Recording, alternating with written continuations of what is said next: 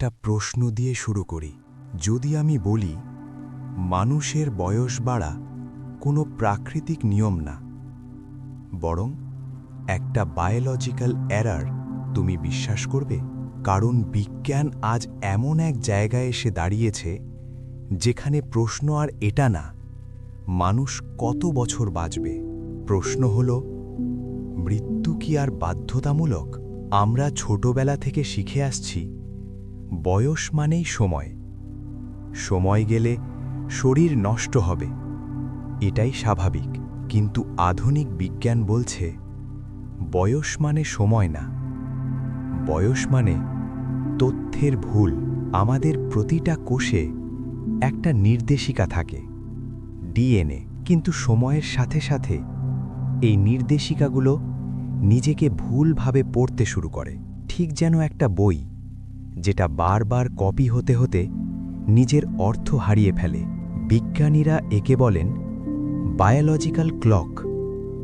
এটা কোনো দেয়াল ঘড়ি না, এটা তোমার কোষের ভেতরের সময়।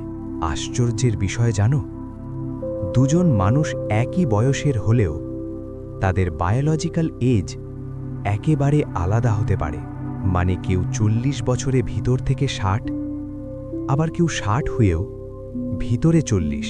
তাহলে প্রশ্ন আসে, এই ঘড়ি কি থামানো যায় নাকি পেছনেও ঘোরানো যায়? কিছু পরীক্ষায় বিজ্ঞানীরা প্রাণীর বয়স 2 থেকে 3 গুণ বাড়াতে পেরেছেন। ইঁদুর, কৃমি, এমনকি কিছু কোষে বয়স উল্টে দেওয়া গেছে। কোষ আবার তরুণের মতো আচরণ করেছে, ক্ষত সারিয়েছে, শক্তি ফিরে পেয়েছে। এখানেই আসে সবচেয়ে ভয়ঙ্কর প্রশ্ন, যদি প্রাণীর ক্ষেত্রে সম্ভব হয় তাহলে মানুষের ক্ষেত্রে নয় কেন?